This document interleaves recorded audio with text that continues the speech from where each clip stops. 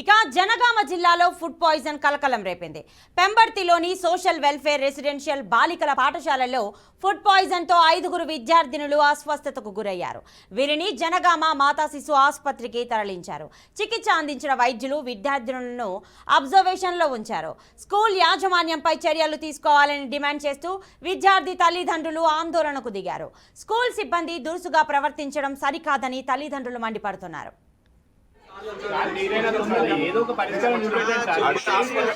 Hospital నుండి ఇప్పుడు treatment జరగపోనా cylinder bottles ఇట్లా మధ్యలోకి తీసుకొచ్చింది. మీరు డాక్టర్ కాదు, మీరు డాక్టర్ కాదు, మీరు డాక్టర్ కాదు. ఏం కాలేదు చెప్తాను మేడం. ఎందుకు వెళ్ళి హాస్పిటల్కి? అది కాదు, వాళ్ళ హాస్పిటల్కి ఎందుకు వెళ్ళి? ఏం కానప్పుడు హాస్పిటల్కి ఎందుకు వెళ్ళి? వాళ్ళు అన్ని ఫోటోలు తీస్తాం మేము, అందరి వాళ్ళని తీస్తాం, అన్ని తీస్తాం మేము ఫోటోలు. పిల్లలకి ఏం కాదంటే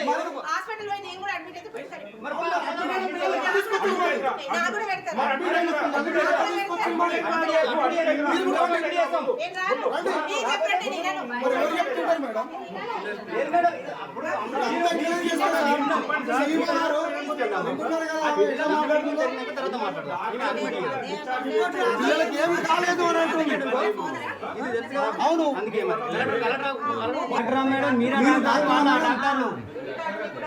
డాక్టర్ మీరా వాళ్ళ పంపి రాయించుకుంటే ఎవరు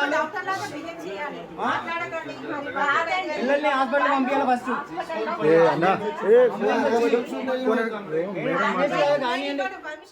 ఫోన్ చేసిన తర్వాత సరే ప్రైవేట్ హాస్పిటల్ చూపిస్తా అంటది అని చెప్పేసి 5కి అట్లా మేము హాస్పిటల్ నుంచి బయలుదేరాం. మా పూర్తి బాధ్యత మాదే అని చెప్పేసి మేడం వల్ల మాకు సంబంధం లేదు, మీదే మా హాస్పిటల్ వాళ్ళకి సంబంధం లేదని చెప్పేసి మీదే బాధ్యత అని చెప్పేసి లెటర్ రాసుకుంటానంటే అక్కడ ఉన్న మేడం వాళ్ళకి లెటర్ రాయమంటే రాసిట్టు సైన్ చేసుకున్నాం, తీసుకుని వచ్చాం.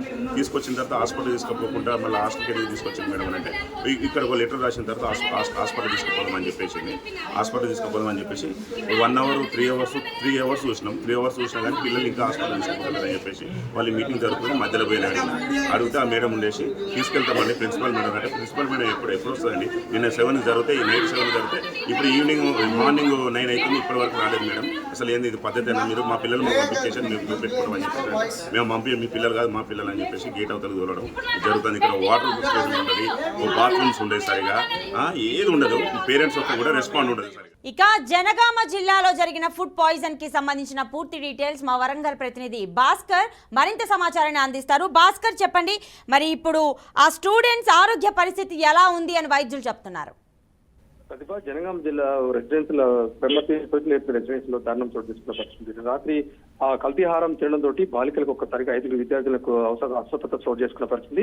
కలుషిత ఆహారం తినడం వల్ల అలాంటి పరిస్థితి చోటు చేసుకుందని చెప్పి విద్యార్థులు కావచ్చు, విద్యార్థి పేరెంట్స్ తల్లిదండ్రులు కూడా చెప్పడం జరుగుతుంది. అయితే నిన్న వాళ్ళ పరిస్థితి విషమంగా ఉండడంతో పెంబర్తి సోషల్ వెల్ఫేర్ రెసిడెన్షియల్ నుంచి స్థానికంగా ఉన్నటువంటి మాతా శిశు జనగామలో ఉన్నటువంటి మాతా శిశు హాస్పిటల్ తరలించడం జరిగింది. అక్కడ ట్రీట్మెంట్ చేసినటువంటి డాక్టర్లు వీళ్ళ పరిస్థితి కొంచెం క్రిటికల్ గా ఉంది, ఇవాళ నైట్ ఉంచండి అంటూ చెప్పినా కూడా వినకుండా అక్కడ ఉన్న డాక్టర్ అక్కడ ఆ స్కూల్ యాజమాన్యం కావచ్చు, ప్రిన్సిపల్ కావచ్చు, ఏం కాదు మా పిల్లలు మేము తీసుకెళ్తాం, మీ ఇబ్బంది ఏం లేదని చెప్పి డాక్టర్ల మాట చెవిన పెట్టకుండా వినకుండా కూడా తీసుకొచ్చిన పరిస్థితి ఉందని చెప్పేసి వాళ్ళ పేరెంట్స్ ఆందోళన వ్యక్తం చేస్తుంది.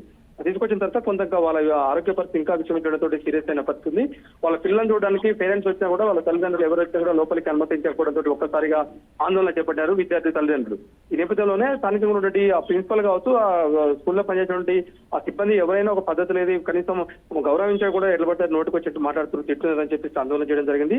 ఈ నేపథ్యంలోనే ఇక్కడికి కొన్ని విద్యార్థి సంఘాలు కూడా రావడం జరిగింది.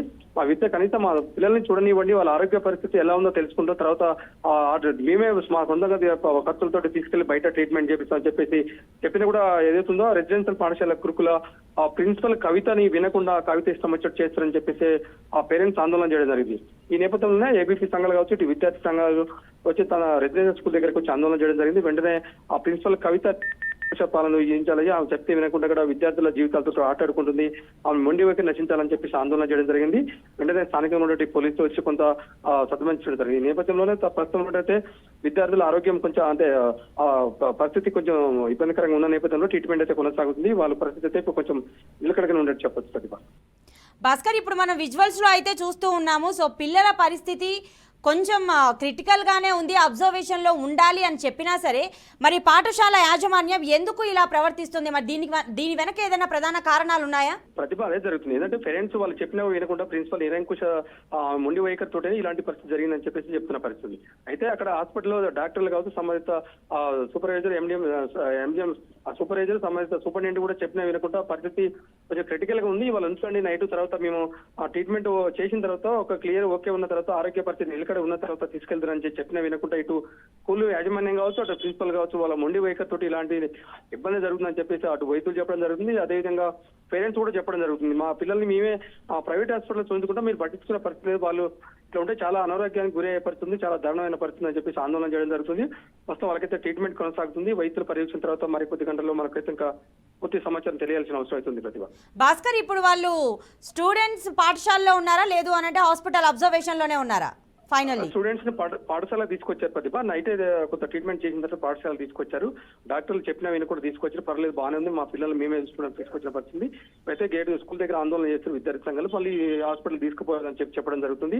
ఎంత చెప్పినా మళ్ళీ హాస్పిటల్కి పోయి తీసుకుపోయి ట్రీట్మెంట్ చేయాలని చెప్పినా వినకుండా ఆ మొండి వైఖరి చేస్తున్నా చెప్పి ప్రిన్సిపాల్ మీద ఆందోళన చేయడం జరుగుతుంది.